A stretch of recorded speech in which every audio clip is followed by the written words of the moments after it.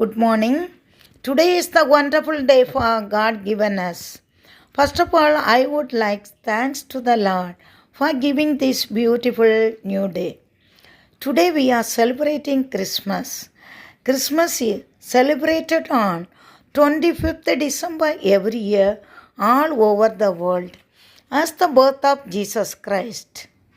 My dear parents, teachers, dear kids, friends and relatives, I would like to give some important messages for you.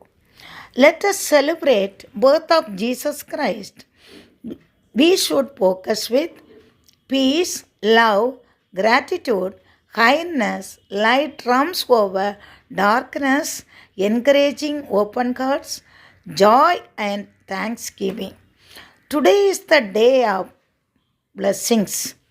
Blessings of Christ this Christmas and throughout the years. In our life, we should bless others. Today, I will bless you with my love, with my admiration, with all my respect. Your home blessed when you enter and leave it. Your work, plans, and goals coming years.